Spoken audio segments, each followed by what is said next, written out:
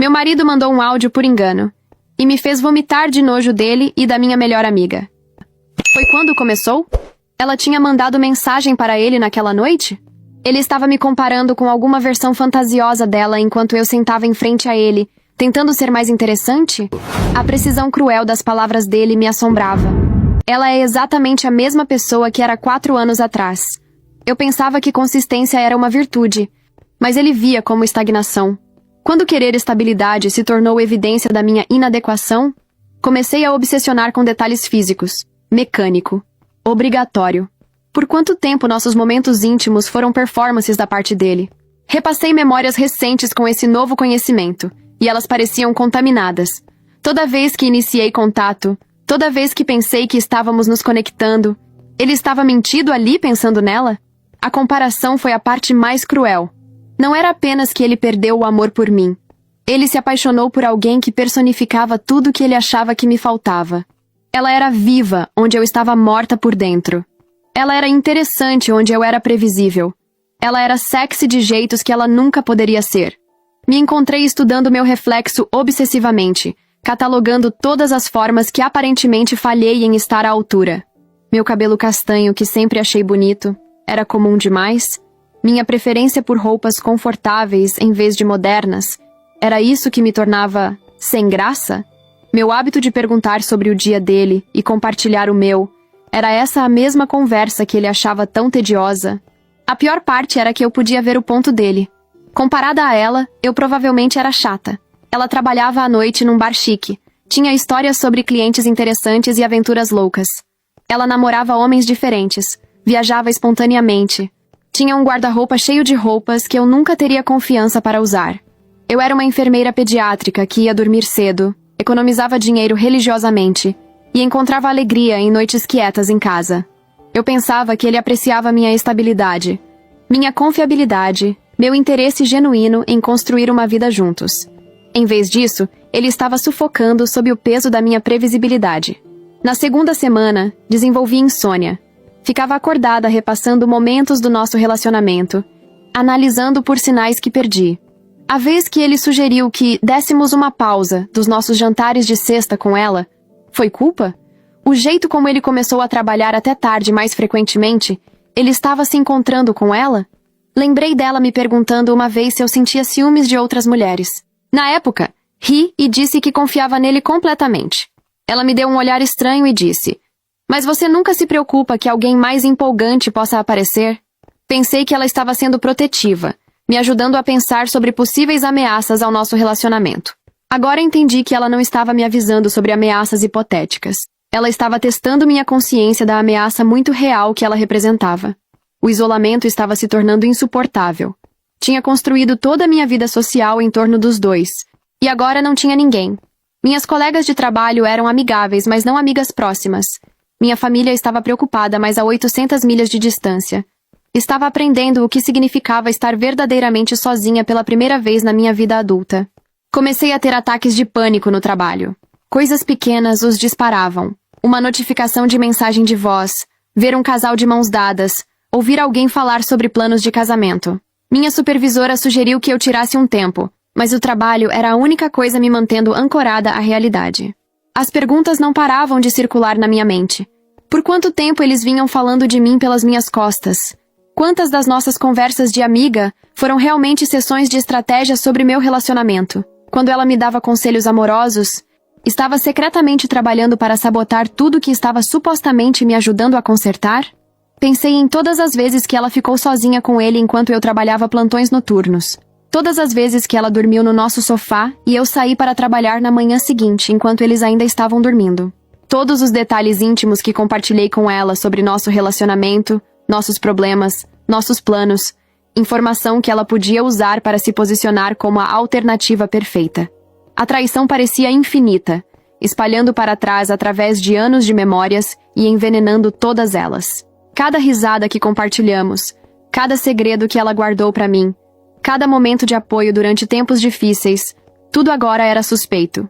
Quanto da nossa amizade foi real e quanto foi reconhecimento. Mas a percepção mais devastadora foi que talvez ele estivesse certo sobre mim. Talvez eu fosse tudo o que ele disse. Chata, previsível, A mesma pessoa que fui 4 anos atrás. Talvez aquela mensagem não fosse crueldade. Talvez fosse apenas honestidade entregue ao destinatário errado. Talvez eu merecesse ser substituída por alguém mais interessante, mais viva, mais digna de desejo genuíno. Talvez o problema não fosse que ele vinha mentindo para mim por meses. Talvez o problema fosse que eu nunca valia a pena dizer a verdade. 3 semanas depois de ouvir aquela mensagem, finalmente concordei em me encontrar com ele. Não porque queria reconciliação, mas porque precisava de respostas para as perguntas que estavam me consumindo viva. Nos encontramos numa cafeteria do outro lado da cidade, em algum lugar sem memórias compartilhadas para contaminar. Ele parecia terrível. Por fazer a barba, olheiras, usando a mesma camiseta que teve por anos. Parte de mim se sentiu satisfeita vendo ele sofrer. Uma parte maior não sentiu nada, o que me assustou mais. Obrigado por vir, ele começou, estendendo a mão pela mesa como se fosse tentar segurar minha mão. Me afastei instintivamente. Preciso que você me explique uma coisa, disse, cortando direto ao que importava. Naquela mensagem, você não disse apenas que se sentia atraído por outra pessoa. Você deu uma análise detalhada de tudo que está errado comigo como pessoa. Preciso saber se é realmente assim que você me vê. Ele parecia desconfortável, se mexendo na cadeira. Eu estava frustrado naquele dia. Tive uma reunião horrível com meu chefe e estava... Não sei. Não estava pensando direito. Não. Mantive minha voz firme, embora minhas mãos estivessem tremendo. Aquela mensagem não foi desabafo raivoso. Você falou por 5 minutos sobre como sou chata e previsível. Comparou nossa vida sexual a uma obrigação.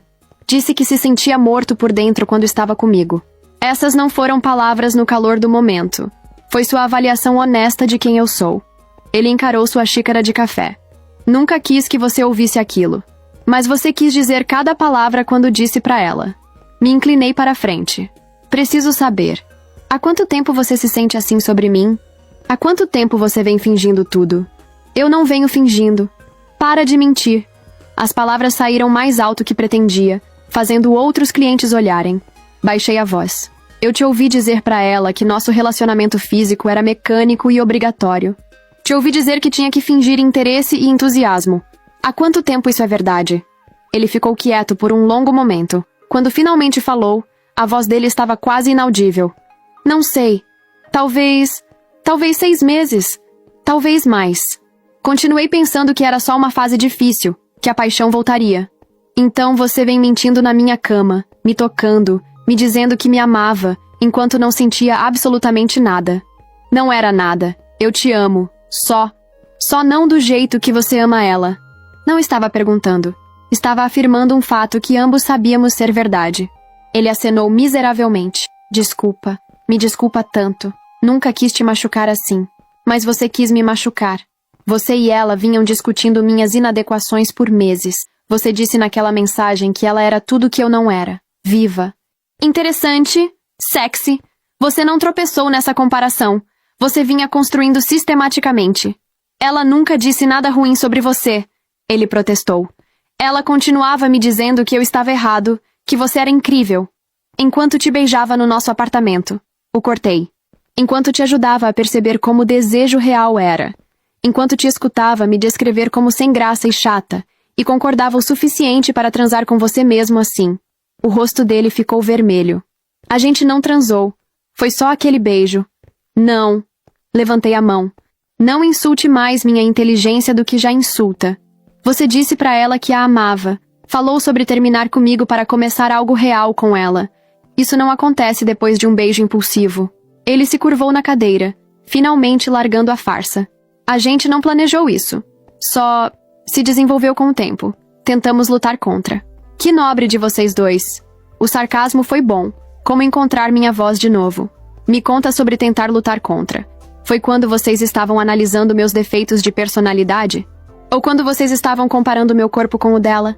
Ou quando vocês estavam discutindo como vocês seriam mais felizes sem mim? Não foi assim.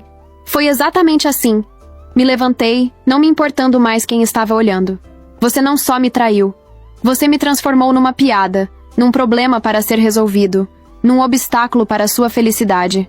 Você pegou tudo o que pensava que era bom sobre mim e tornou evidência de por que eu merecia ser descartada. Ele olhou para mim com lágrimas nos olhos. Curta, comente, siga e compartilhe o perfil para a próxima parte.